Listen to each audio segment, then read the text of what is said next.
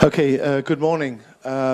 It's a slow start, of course. It's Saturday morning, and that means it's just been Friday night, and I think that's the reason why maybe people are still wandering up the road. But we'll start in 2 or 3 minutes. So I thought I'd just say a few practical things before we start, like formally. And maybe just go through the program, because it's not that it's complicated, but it's has to do with people either leaving or having to meet up or take bags and things. As we are planning, the first couple of hours will be here, as you know, with Lucy and with Charles, and I'll get back to that, who will conclude formally, you might say, the deliberations we've had on this theme. And then we'll be taking a bus, or actually 2 buses. So at 11 o'clock, if we're on time, there'll be a short break. And then we'll be going to the Aalto University, which is not very far. It's a 10-minute drive. And at the university, we will be greeted by the Group X, as they're called, and they will show or present an exhibition, actually, which is from last August, and that's called Human Cities Challenging the City Scale, which is a European exhibition about European projects, which are looking at innovative ways of, you might say, placemaking and working in urban situations. Then, after a couple of presentations by Antti Elva and Anssi Jutsanaimi, we will again jump on the bus, this time with a packed lunch, and we'll head for the central station to drop some of you off if you have to take flights. And it is such that if we're there at 13:15, you can reckon on being at the airport at about 1400 hours. So if your plane is like around 1500, 1530, 16, you should take that kind of stop off to make it work. Anyway, hopefully the rest of us will be wandering around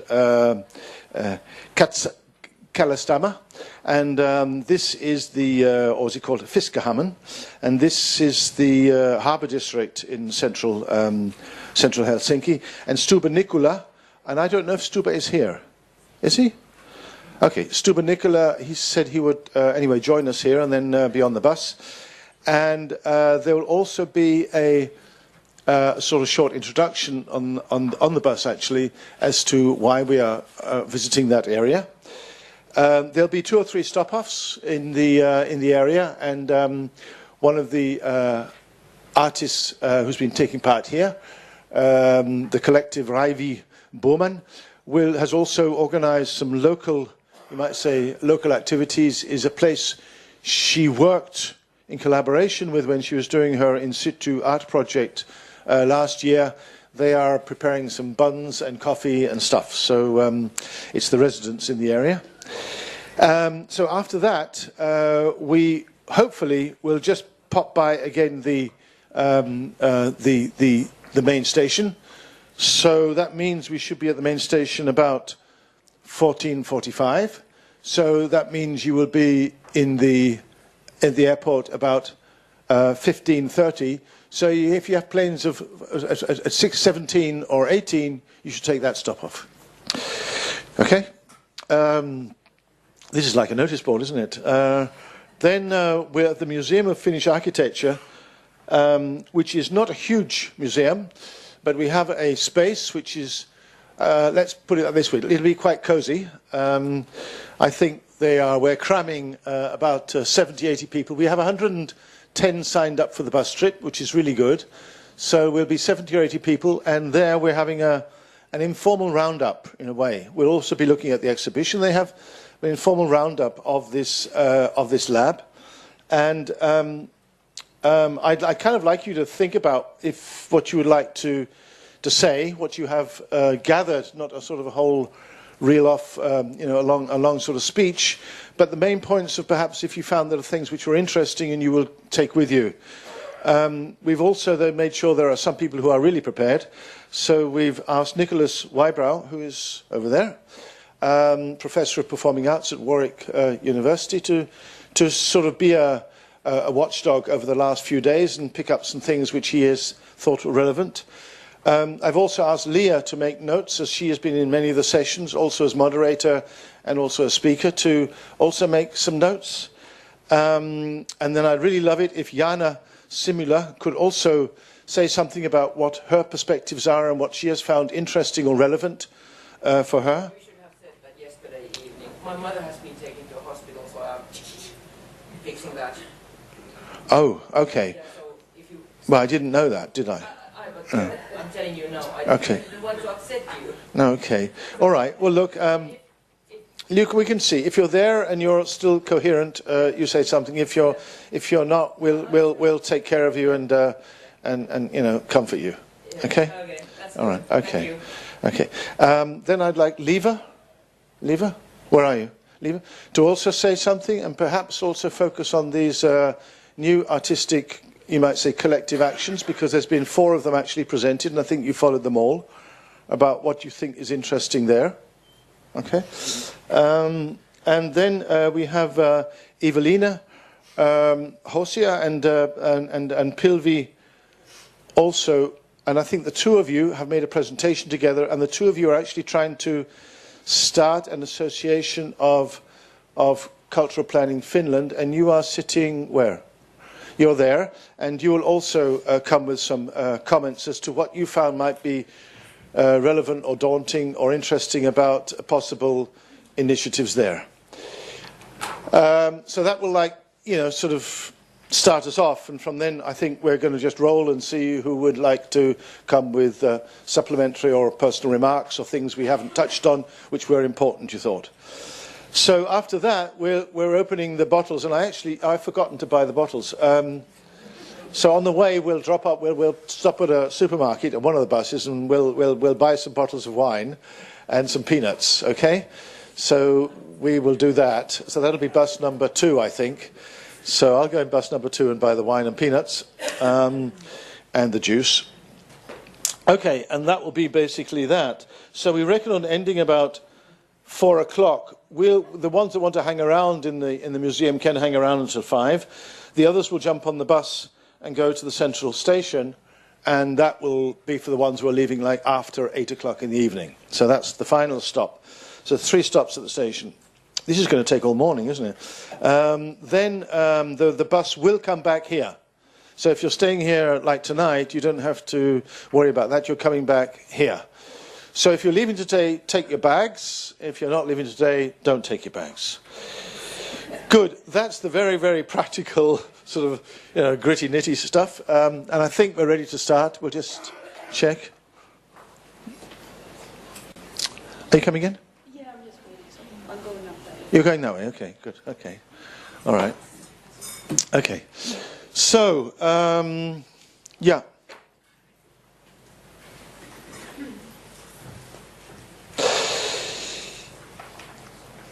So in a way, actually, Lucy has, the title of this, which Lucy Bullivant has prepared, is called Participatory Placemaking Visions into Action Globally.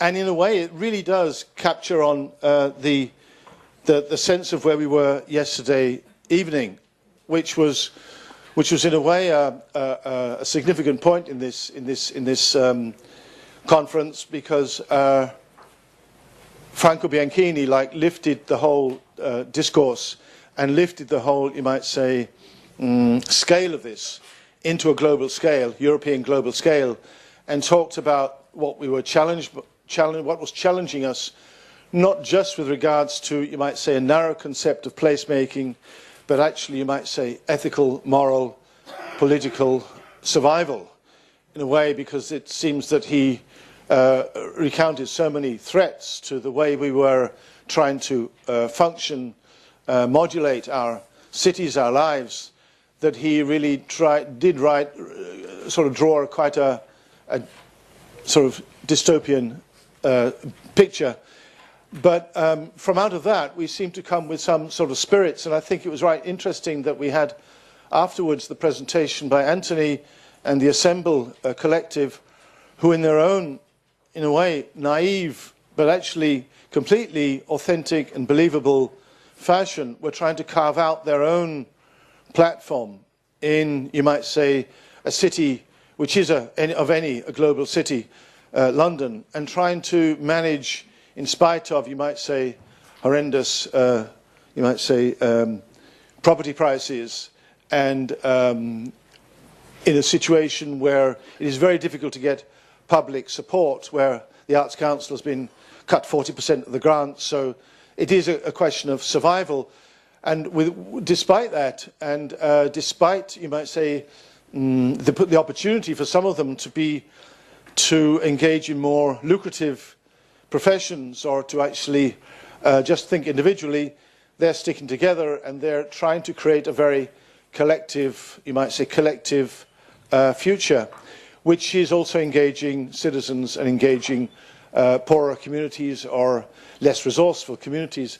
And I think that was really not so much an intellectual answer, but it's actually perhaps one of the answers as to how we could and ought to and are reacting. I mean, there are so many examples of artists or culturally led initiatives which are not just waiting and not just hoping, but actually are taking action and making decisions and stepping into the arena and actually doing things on small scales which have really big ideas and could have big consequences. So I think that was, in a way, a really good balance, having, you might say, a very not academic, but an overall and very broad view, and actually see the response by a group of young people who were really understanding that situation and coping with it and managing. So I think that was really very good. And so in a way, what I'm saying is actually that's where we are ending up in our discourse over the 3 days, is this balance between participation, local placemaking, visioning, and actually thinking about what is the global context. So, Lucy, I think it's very good that you came. You've been here for 3 days, so you've actually got to know what we're talking about and where our issues are. Yeah, I'm very much looking forward to what you've got to say. So, thank you, and you're ready to go.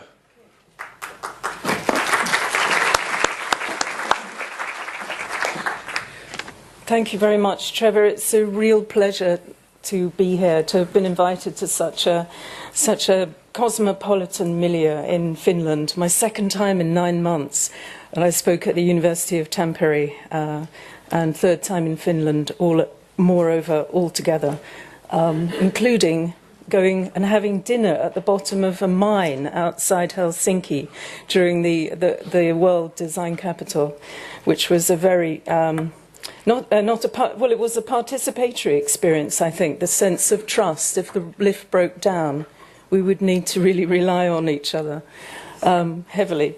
So the American humorist, the writer Mark Twain, advocated making your vacation your vocation. No, your vocation your vacation. 2 ways. I've made it my vocation to define priorities and strategies for both adaptive planning and placemaking. And participatory placemaking can also be defined as somehow a sense of situating yourself as a citizen, as a citizen of the world, or of your town, your city, your neighbourhood. So I don't like to get too hung up over particular terminologies, but I think I like to explore the multiple meanings of the particular words that we use and see if I can find more, if not contradictions, we'll find more resolutions that are satisfying. So I do a lot of desk research, but the vacation involves interviews abroad, all over the world, investigative research trips to find out. I mean, I'm noticing what's not working, but I'm really, my campaign, my goal is to find things that are really working and investigate why they're working so well. So I tell stories about my discoveries in my books. So here is the magazine AD, which I guest edited last year, 4D Hyperlocal, which is about the way in which we can use geolocal technologies and other digital-related sensors and actuators in a way which is very compatible with communities' aspirations for themselves. And I also wrote a book which won an award called Master Planning Futures, which was about turning upside down the whole tired modernist master planning condition, which is really top-down and abstracts not only the green field, but runs the risk of huge social dislocation. And that was a 5-year research project. Then more recently, I wrote together with Thomas Ermacora, the Danish-Italian participatory placemaker. He does this full time. He doesn't write books because they're very time-consuming. This book, which he came to me and said, I need you to help me because I can't write. And I said, you can write perfectly well. Just speak, and then we'll work it out together. And we really were an equitable, balanced, democratic team. If anybody would like to have a look at it, it's got 42 case studies, or rather, I would say, stories of projects around the world, rather than the more sort of dry and technical case studies. I mean, there are actually a lot of statistics in there as well, and heavily supported by brand new infographics, which we commissioned from the design surgery to illuminate processes, which I think is so important. Yeah, sure. Yeah. So, yeah. Yeah. So, and then a few years ago, when I had a bit of spare money, I set up my own web scene out of frustration with the lack of the diminishing opportunities within the print media for independent voices and journalism. And Urbanista is being relaunched after Easter with a new issue, online and physical, Sustainable Urbanism's New Directions, which is specifically focused on the dry lands of the Gulf. Here's my doppelganger, who's busy, Anna Grichting, who's a Swiss architect and professor at Qatar University, and as we speak, she's busily doing photo opportunities, or has been, and they're all on Instagram, with various prominent politicians and industrialists, because it is it's a tough call to promote sustainable urbanism in dialogue with certain characters within the Middle East.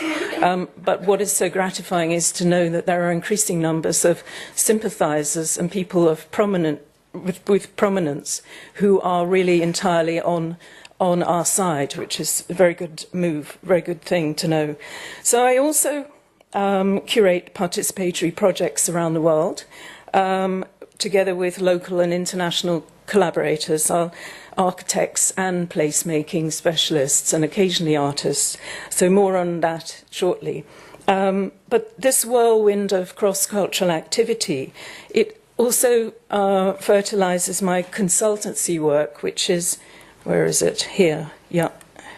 Here, yeah. I work as a place vision strategist for a local authority in the north of London, Enfield Council, and we're working in Edmonton, which is not only one of the poorest boroughs in London, but in the whole of the UK. It's a post-industrial area. And the council has fallen out already. I should rephrase that more diplomatically, but the council has a very strong ethical vision for equitable growth, and it therefore is doing that through various means of promoting more a diversified economy with higher paid jobs, and also incubating a new cultural cluster. There is already building blocks, the open maker workshop on the site, and this is their organic cafe, and they are, in answer to the woman who asked Anthony about the network yesterday, there is an open lab, there is an open maker workshop network in London. If you just look up open maker workshop, you'll find it. Building Blocks is the most furthest north in London. There are about goodness, there are more than 20, but every single one is vitally needed as a community resource. And this is a brand new children's play space, playground, play park, moreover. These are 3 children amongst a group of about 10 who co-designed their own park, and it had its soft media launch just last week, which is very exciting. So it takes a whole lecture to unpack such a thing. But Enfield owns 64% of the land already, so they do already have far more, let's say, muscle to make things happen on their own terms, which is very gratifying. So who said it first? And I'm sure somebody said this before the Jan Gehl came along. But first life, then spaces, then buildings. The other way around never works. Now, Jan, who with his psychologist wife Ingrid began researching Italian cities in the early 1960s, explored, as you will all probably know very well, how people really use public spaces and how they really interacted with each other in different contexts. I've been doing, this is a set of their notebooks and memorabilia. I've been doing the same with places that I've visited, making illustrated diaries since I was a child. And I never get tired of such a thing. So I never get tired of asking questions either. So one of the key questions in Master Planning Futures was, why is it that urban plans and human life are so often, on a practical basis, antithetical entities, with one rigidly imposing itself on the intricate organic ecosystems of the other? Growing urbanization and deteriorating ecosystems affecting cities and their regions make them, as we know, the nexus of mankind's challenges and opportunities. Top-down master planning and conventional policy making are just not delivering the systemic changes needed to secure better living conditions for the 90%. And amongst the high priorities, social equity, environmental conservation, there's a whole heap of them. Surely the perspectives and the sense of cultural memories and the narratives of city dwellers across all generations count for far more than they're being given credit for at the moment. And we have to find alternatives in crises and dig ourselves out of them, and also to alternatives to the extreme centralisation of power, finance, political and administrative decisions governing the development of urban areas, the exclusion of citizens from territorial and urban management in favour of financial and political elites. So participatory placemaking and cultural co-creation, combining top-down and bottom-up strategies, and in the middle, crucially, creating a solid core in the middle as well, so that it doesn't remain a void. Engages citizens in advancing their visions for their cities and towns, teasing them out if they claim they don't have particularly a clear vision. Everyone has aspirations, and it supports their well-being through localized design and self-governance, and it regulates, it regenerates, opposite to regulate, it regenerates neighborhoods affected by financial and social segregation. So with individuals and groups at the heart of urban renewal, we can grow the value of social and cultural capital, and we can build resilience from the ground up out of the often overlooked existing assets and resources in communities through a range of innovative approaches. So here, for example, is South African architect Michael Hart's generative proposal for versatile new street market infrastructure in Coronationville in Johannesburg. And it enables local people to trade close to where they live, rather than having to travel for 2 hours a day in and 2 hours a day back to their informal settlements. And these kind of low-cost, adaptable interventions, they help to formalise the informal sector, as the architect Hubert Klumpner, the co-founder of Urban Think Tank, puts it. And they maximise the possibility of social, economic and environmentally sustainable places, more equitable, more open-hearted and inclusive. So the rise of the human rights movement in the 20th century that we talk about in our book at the beginning, all the very weighty stuff, well, it's all quite weighty, but we try to start very early in the history of human settlements and go right through to the present day. That gave participatory practices a real trajectory of influence. And in our book, we discuss those times in history when questions of human agency were hotly debated by philosophers and other politically inclined individuals. But for a very marvellous contemporary classic encompassing this impetus, 2013, I recommend Handmade Urbanism, From Community Initiatives to Participatory Models, by the German architect Uta Weiland, who was deputy director of the Alfred Herrhausen Society in Berlin, together with the Brazilian architect Marcus Rosa. So books with titles like The Just City, The Endless City, The Rational City, they make it clear just what effort has gone into making cities in ways that don't put human life first. So when I first came to research the book, I found very few extensive publications vividly and with illustrations explaining examples of processes, and very few supported by such means.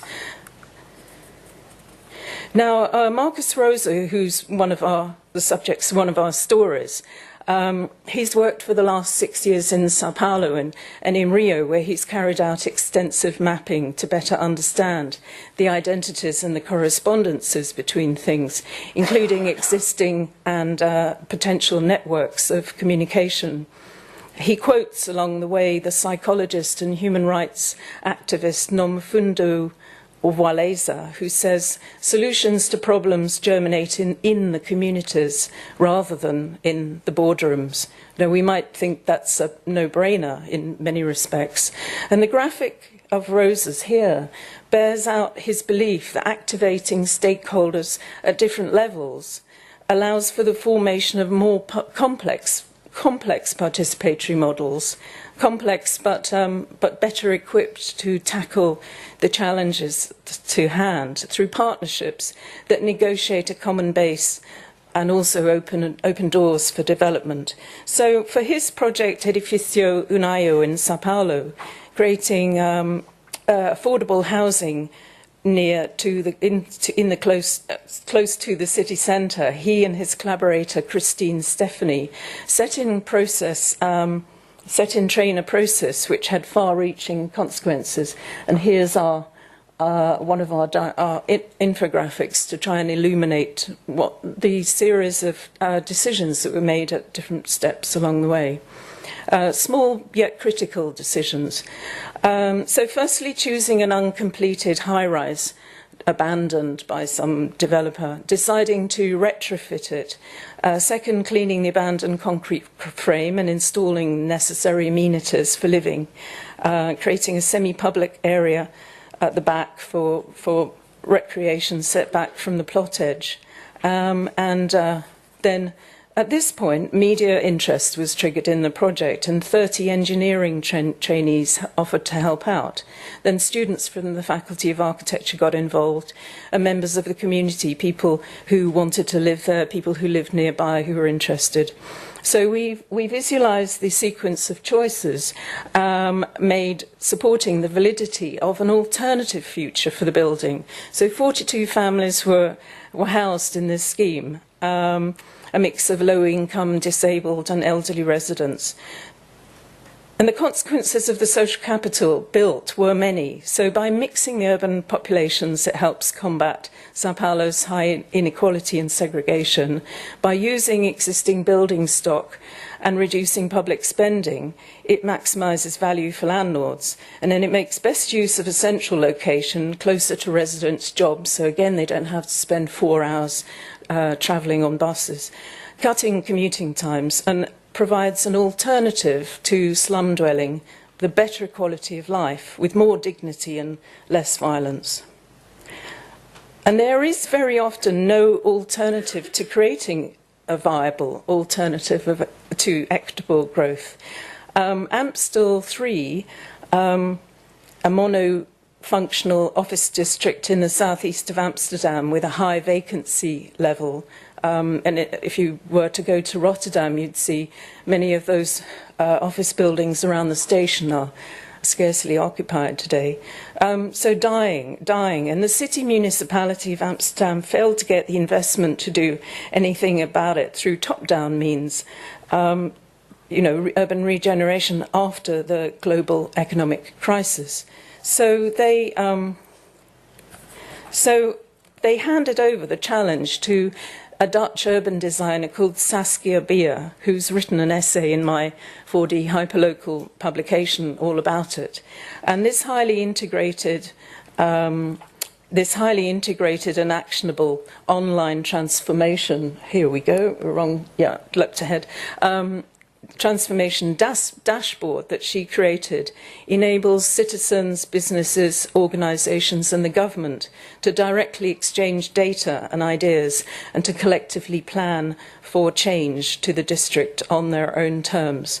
And so the dashboard was part of what she called the Zo City initiative, involving many, many other offline community activities face-to-face that she pioneered.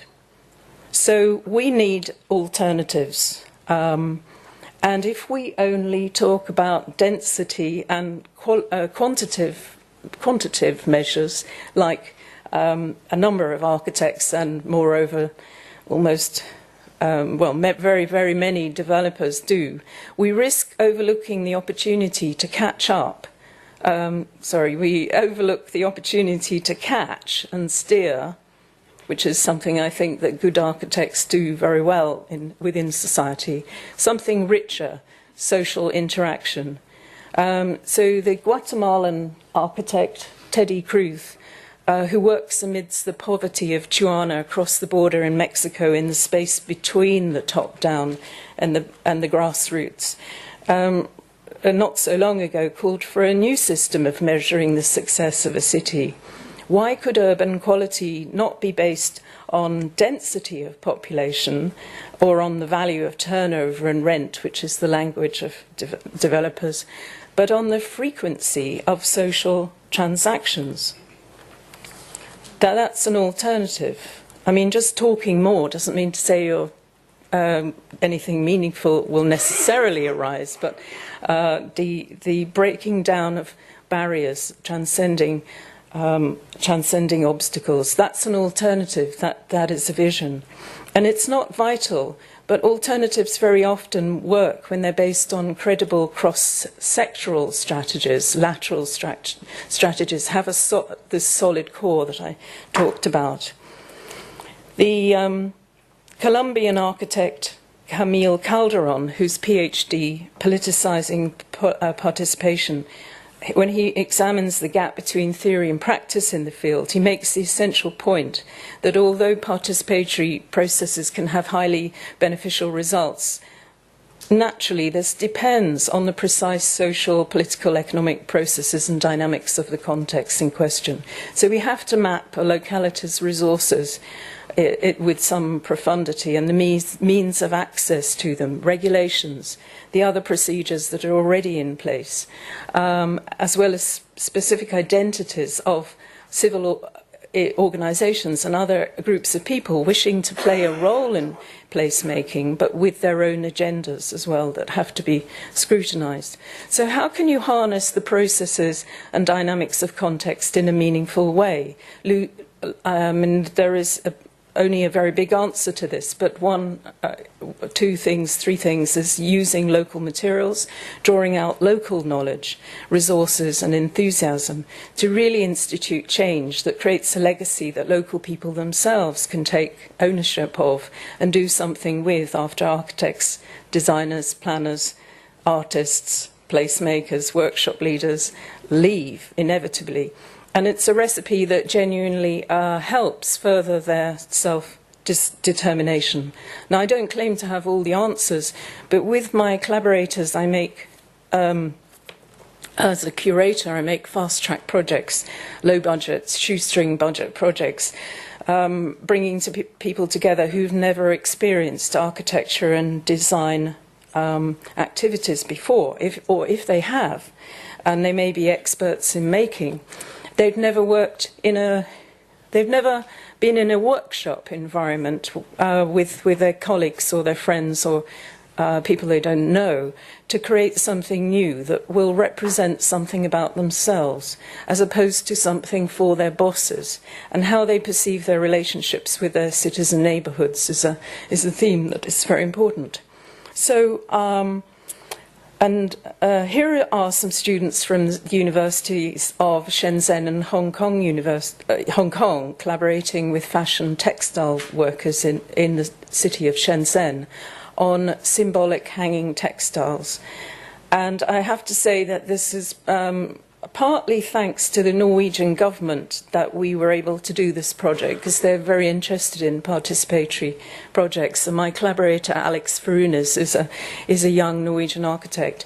So and here are three workers that we collaborated with, and they were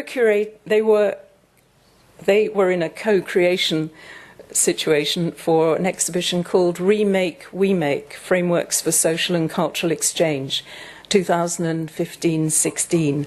So I made it together with two Norwegian architects, Alex Farunas and Ivar Tutteren, and Chinese architects known as Dot A, who also teach. And it was held partly, well, the outcome was held at the Shenzhen Biennale of Architecture and Urbanism in China's Pearl River Delta. Now, textiles as a medium have a long tradition of communicating cultural or social meaning within different communities around the world. And as we know, in society today, this absolutely sheer speed of the fashion industry has transformed textiles into a commodity, a product to be bought and sold. And similarly, the role of people who produce these commercialized textiles has become increasingly invisible in this process. So we were working with a small knitted fashion textiles factory in Shenzhen. And as part of the world factory, if you like, it produced clothes for the likes of, or still does, for H&M and Zara. We worked with 11 factory workers, and one of whom was their boss, with very, very flat management, and it was like a family environment. So for the past 20, 30 years, each one has had a specific role on the production line.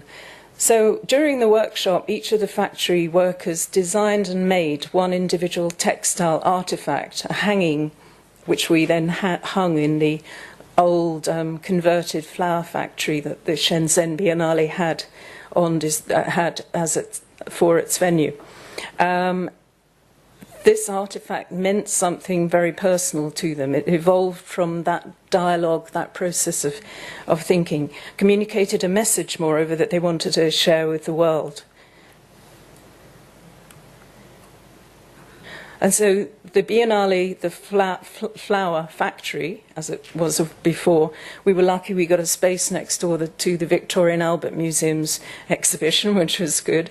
And it featured 5 architectural groups from the UK and Norway, which was Alex, Ivar, and our British collaborator, Clementine Blakemore.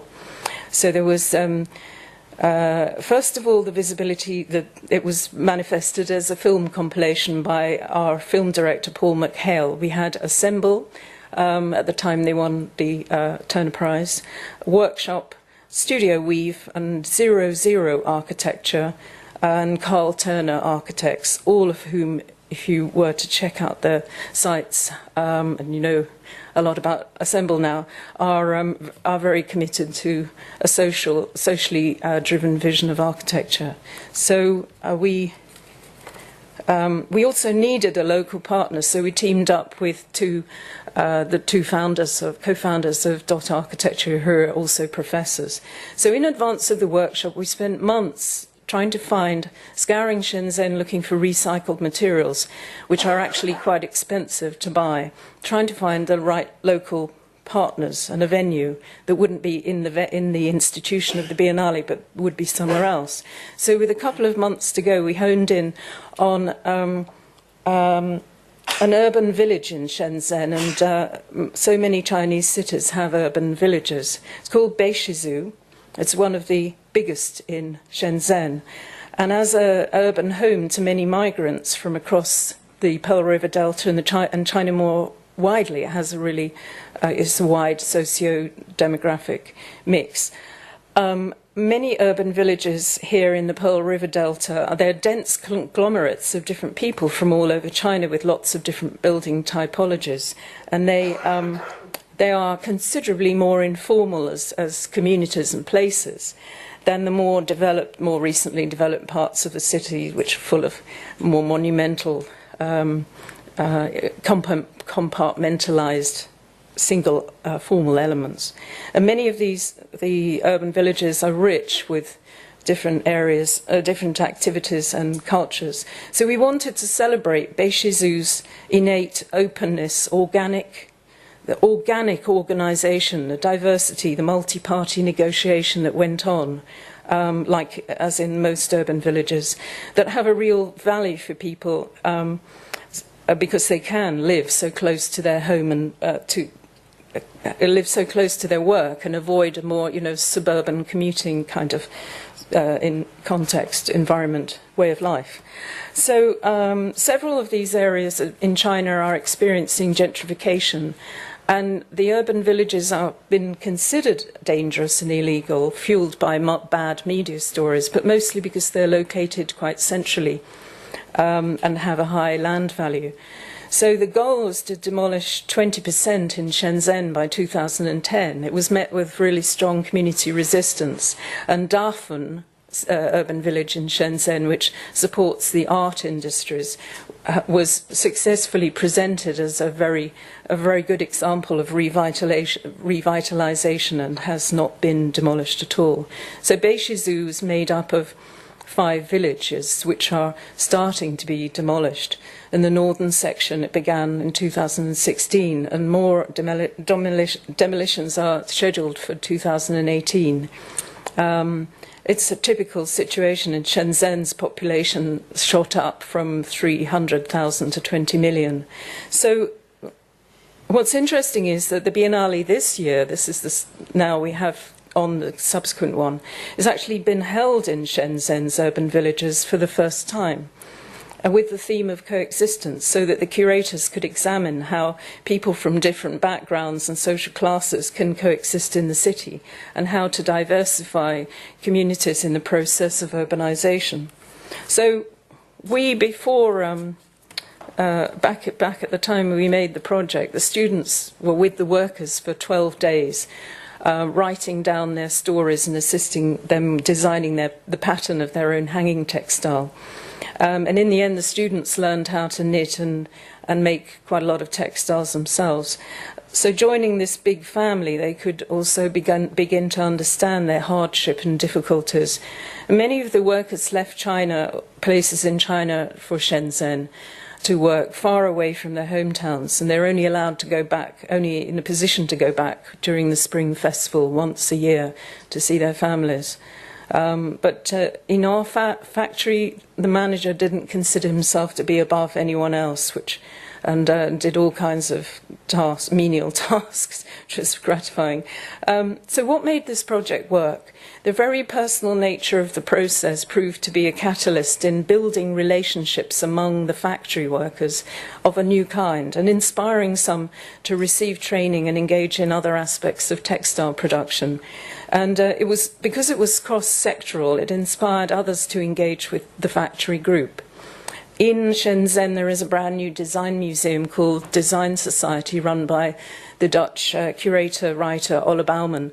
And now the factory workers are making another exhibition with them, which is a rare collaboration in China between an institution and an industrial outfit, between professional curators and industrial workers. So low budget, but really satisfying. And as the architect based at University of Hong Kong, Joshua Bolshova, has commented about China's urban villages.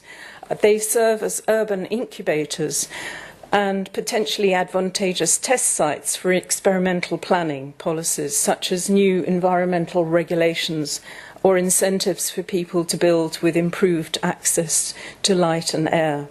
So in our project, we consider as a social incubator within this mould. So the other project I want to tell you about was also one that involved Alex Farunas, who did all the work on the ground. And it involved an immigrant group living in the city of Sao Paulo. It was a project that we did with Goma Oficina, who are a little bit like a Brazilian equivalent to Assemble. I don't know if there are as many as, is it 18 of them, but they're very multidisciplinary in their talents as well. Maria Cao Levy was both an artist and an architect who, together with Alex, did a lot of work. And this collaborative project we staged within the 11th Sao Paulo Biennale of Architecture just last autumn.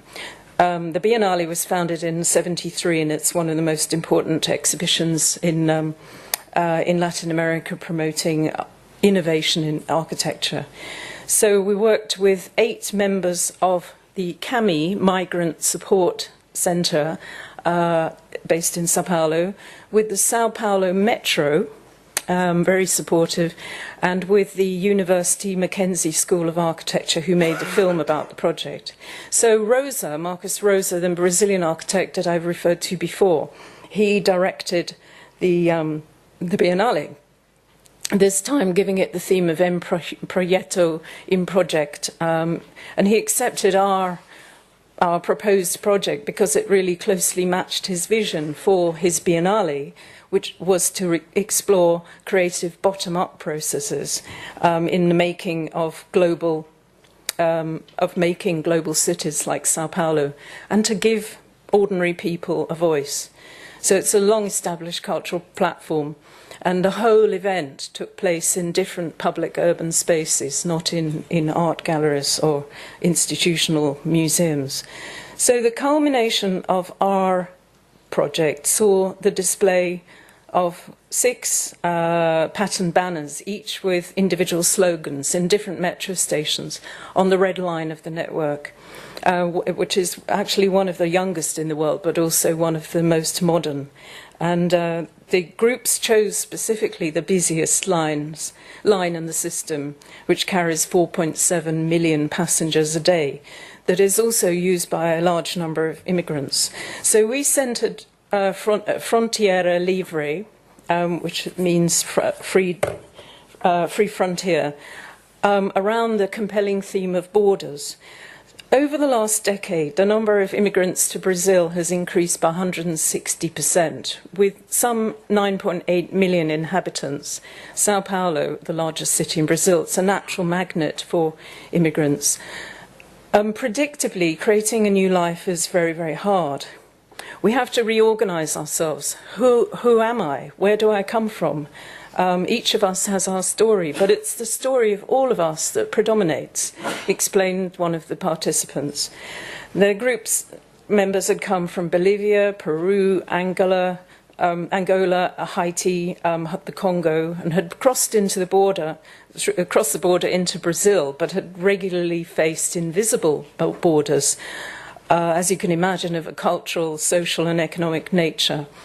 And we, before planning the banners, each person shared their personal experiences and stories since arriving in the country, including inevitably a lot of negative experience. But going through what you have to, you just have to laugh was quite a common refrain. So the banners were approved by the Metro, which already regularly exhibits artwork inside different stations. And each one was chosen for an individual slogan. So in Republica, you had "Leave Fear Aside."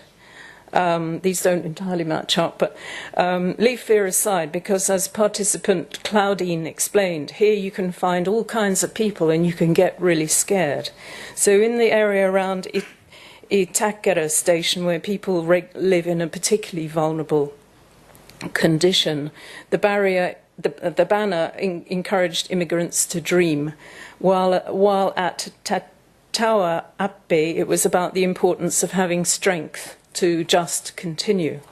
So the symbols on the banners included strength depicted as a snowball, a weighing machine of justice, a megaphone, a square that had been broken through, an open eye, and many more.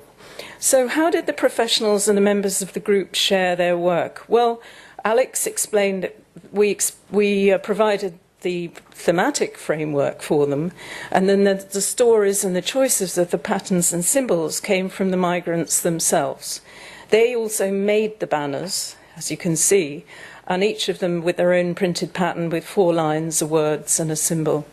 They were beautiful, and he said that after all the work, they really had a clear idea of what the symbols should be. So the project also demonstrated very effectively how participatory practices can bring together specific and diverse groups of people through common goals and through psychological drivers. By exploring creative expression through the sense of togetherness, the participants told us that they overcame feelings of isolation and felt more empowered to deal with urban life. They gain new creative and technical skills that they can use in positive and constructive ways on a smaller or even same scale or even larger scale on future occasions. But perhaps, in their own living spaces, community centres and places of recreation.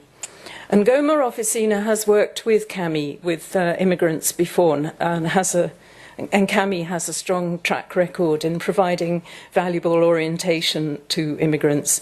However, facilitating them to tell their collective stories through statements and symbols was the first of its kind. And it proved how participatory design and dialogue can strengthen a sense of urban citizenship from something fragile to something much more solid.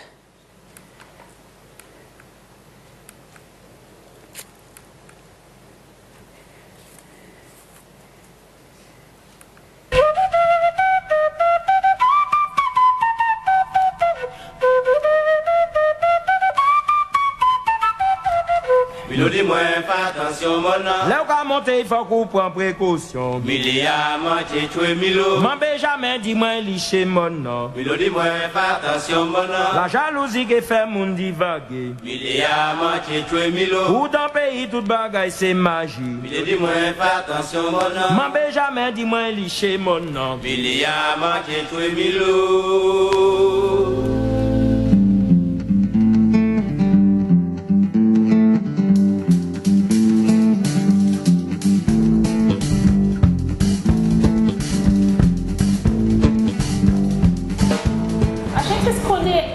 Vermelha do metrô para colocar algumas mensagens em relação com os imigrantes.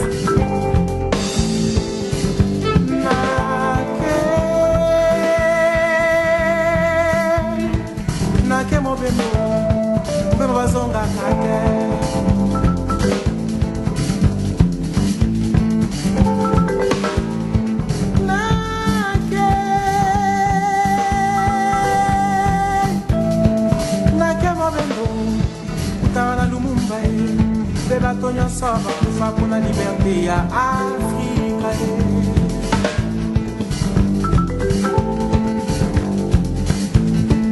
Na mobembo tana lumumba be bato nyonso bakufa mpona bonheur ya baafricain. Esse aqui é um imigrante, aquele lá é a autoridade e outras pessoas brasileiras. Aí o imigrante está sempre do lado, sozinho, e a autoridade está olhando para brasileiros, para outras pessoas, está ignorando imigrantes. Esse aqui é desconhecer. Quando você não conhece os direitos, as leis aqui, você fica longe das pessoas que conhecem. Então você só fica com um pontinho aí, longe. Mas quando você já conhece, você se integra aí.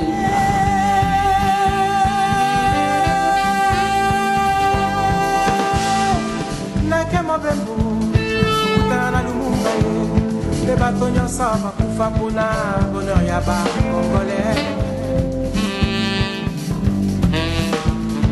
Kasi na nsima na ngai nalingi nayoka ekongo ekoma na kimia.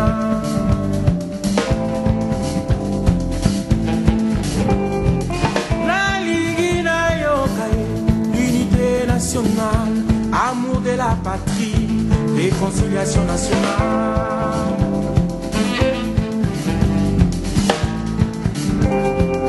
Nalingi nayoka enfant soldat basila, ba rébellion ici là, pour ce pouvoir ici là. Okay, so how can I finish off?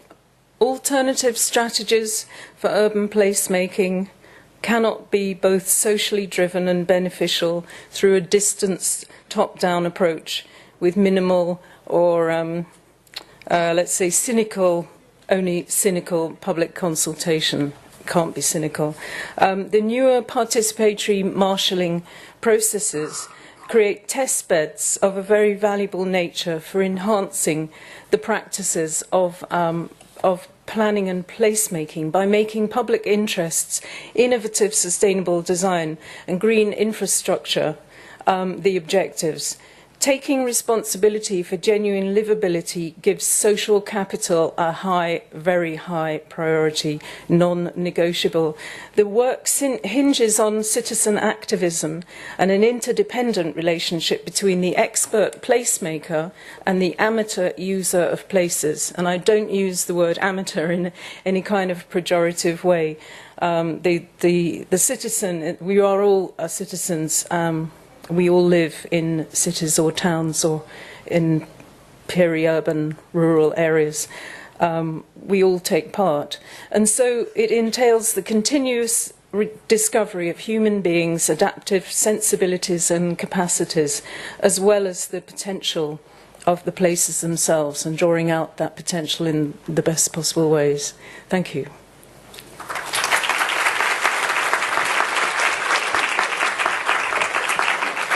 And if anyone would like to have a quick look at, this is a prototype.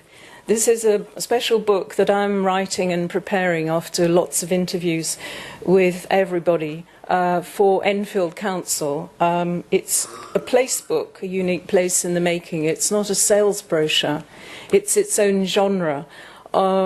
It's a charter of principles and thematic strategies for making Meridian Water, the 85-hectare site, post-industrial site in Edmonton, a place that is a place that truly is sustainable of equitable growth. And this is to be used as a tool by all the professional participants in the project. It's something aid memoir to show to all the developers that we'll be working with, architects. Will refer to it. Everyone should see their own ideas and their own beliefs reflected within this, which is why it's gone through a process of wonderfully unruly democracy, because it's both as a Word document and as a layout. Nearly 162 pages, has been commented on by people about 10 times now in 10 process, almost I thought I would never see it at the end, but we are nearly at the stage, and we'll be launching it in London at the GLA, Greater London Authority, in May. So I can give you a quick look if anyone wants to have a look. Yeah, thank you very much. I mean, really some compelling and convincing examples, I think. Are there any comments or questions or reflections on that? Yes, if you'd like to.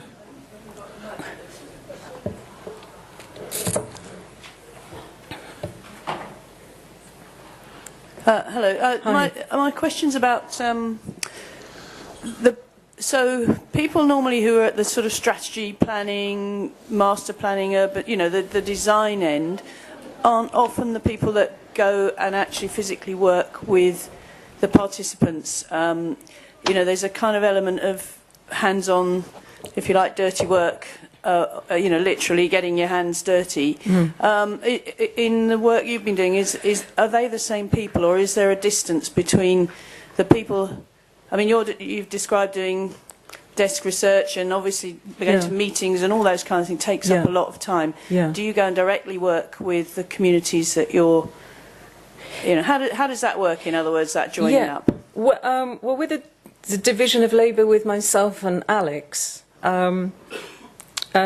Because he's led a lot of workshops. He was the one doing them on the ground, working directly with students. But I have been a professor and I have taught and I have taken students on field trips.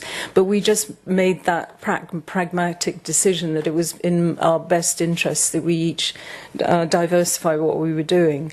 But I think I could stand in for Alex with a little bit of work, and he could stand in for me because he's been getting grants for his work. He does post-disaster reconstruction projects in the Philippines and other places, and he's used to going to lots of agencies to get funding and support and so on. But when it comes to the bigger picture of architects and planners more generally, everyone is an individual, and everyone is using their best capacities to be productive and creative and make a positive impact within society. And it is true that many architects are not particularly at all interested in being participatory placemakers. They don't really relish the public consultation that is required as part of projects where you have to meet with people, and they feel stung if they get negative feedback. But I mean, I wouldn't be so sympathetic, because I think architects also they're very used to having negative comments, but some prefer to keep a more distanced relationship with people on the ground, because I think possibly also they have seen projects be stopped, or if there is an element of controversy.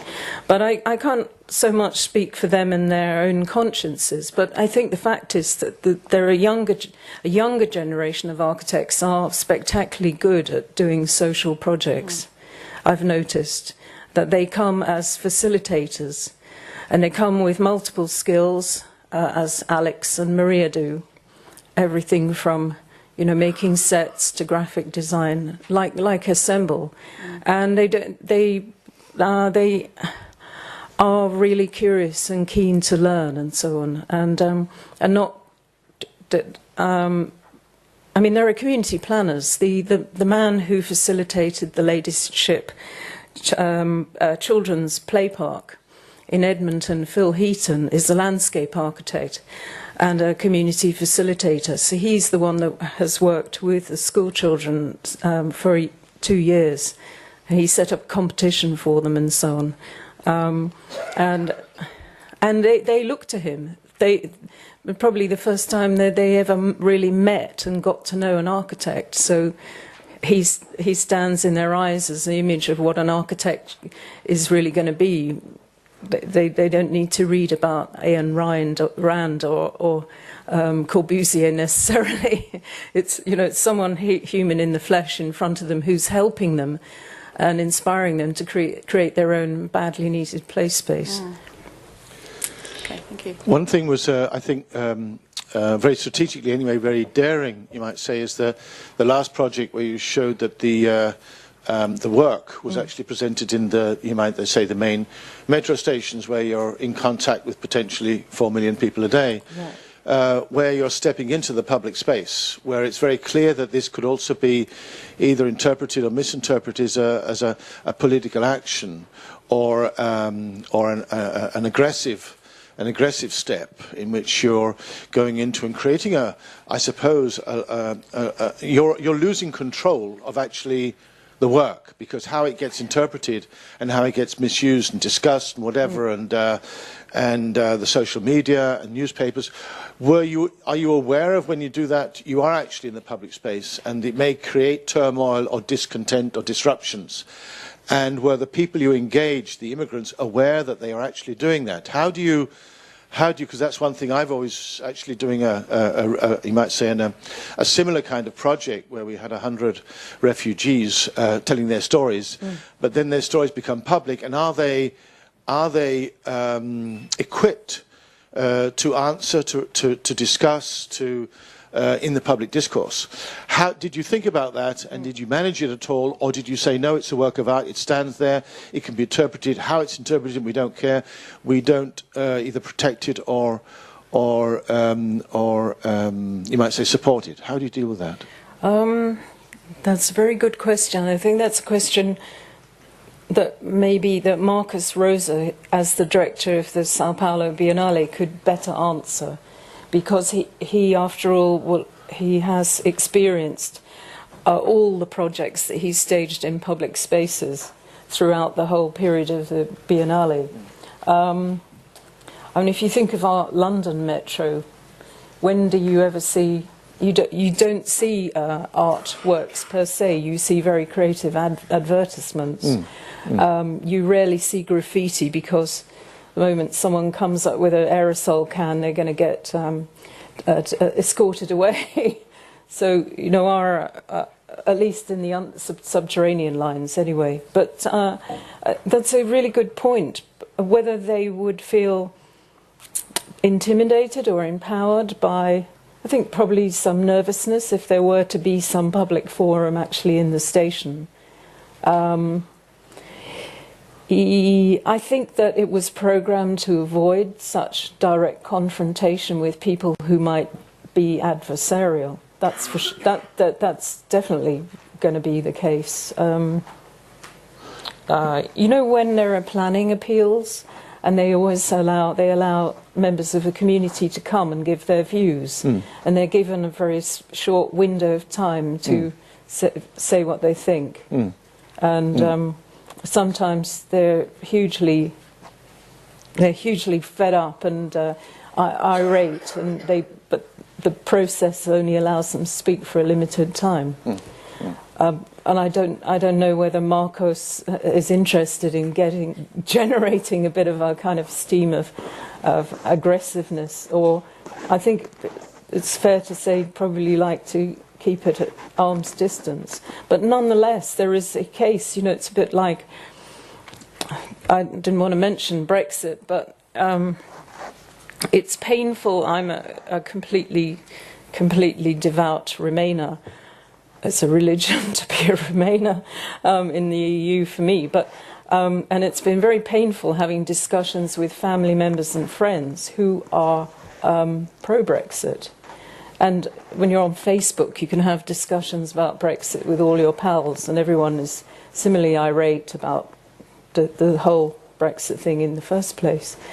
But I wonder, I think sometimes there is a value in Remainers speaking to Brexiters to try to get to the bottom of motivations.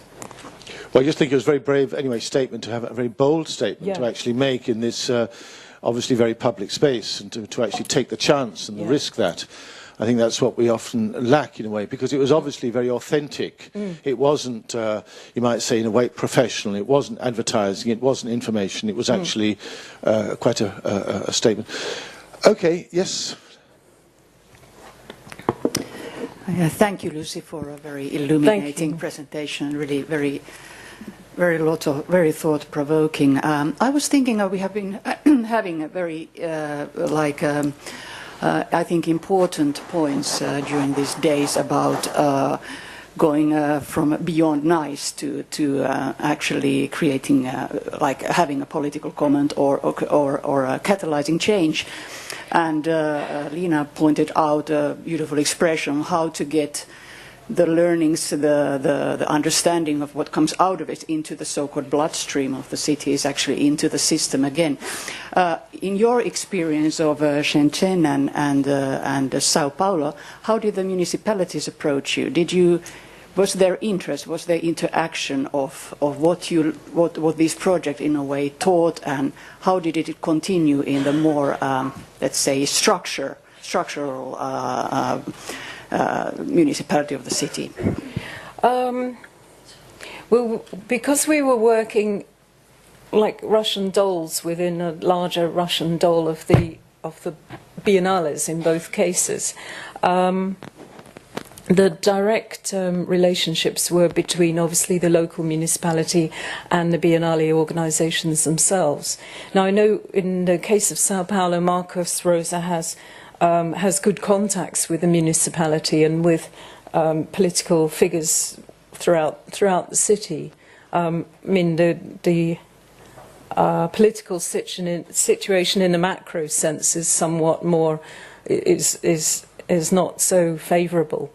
But there are always individual. I think curators do themselves justice when they seek out individual, positive, sympathetic, supportive political figures.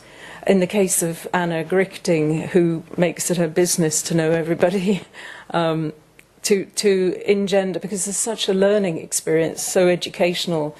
You can listen to what they have to say as well. Create a threshold of understanding. In the case of Shenzhen, I think Shenzhen Biennale is the organisation is young and very go ahead, and it's largely funded by a big developer doing all kinds of things, and the team, they're very used to. 2 hours before the press view, the whole venue is visited by the people who come to check that there are no elements of the texts or the visuals that are construed to be political in a way that the government doesn't like. And then certain things are taken out always. So there's a bit of a joke amongst the architects that if you overstep the line, and you're never really going to know what you've done that might be too much, that your thing is just unceremoniously stripped off. But in our case, we had our video with barely, well, it's got talking on it, but it hasn't got text, and we installed our hangings halfway through, so our installation was quite minimal, quite experiential with the video and our book available. And then at a certain point we installed our hangings. And the hangings themselves had, as you could see, had attachments, the little papers explaining in Chinese what the whole project was about. And there's a deep meaning, but people came with their families and the children played underneath and inside the hangings and so on. So we had people from Design Society, the new design museum, and there are politicians who are there in Shenzhen who are very much in favour of that. But Chinese policy within Shenzhen about promoting design as design capacities amongst people. I think perhaps we're in and Ola Baumann, the Dutch director of Design Society, is totally of this mind that there are ways and ways you can play complex political conditions to your advantage, so that you mitigate the elements that don't work in your favour and draw out the elements that are going to give you some support. I mean, the significant thing, or one significant thing, is of course if these particularly with the visual arts biennale, they are extending their remit to actually be the whole city. So in a way, you might say they are also defining a new cultural space. So within that, they have a certain amount of power and a certain amount of resilience and opportunity to actually have, not determine, but actually have influence the way the city is developing and thinking. I think that stepping outside of, you might say, building-bound institutions into the city is of course a major trend, and that reflects it. And that perhaps might lead us on to the next thing. So because in a way it's all about understanding the psychology of the city and how to work with the psychology of the city, which is one of Charles's recent books, and perhaps something he will touch on. So I'd like to say thank you very much to Lucy, and then we'll try to ensure that Charles doesn't collapse here. Now, do we want a 1 minute break just to sort of get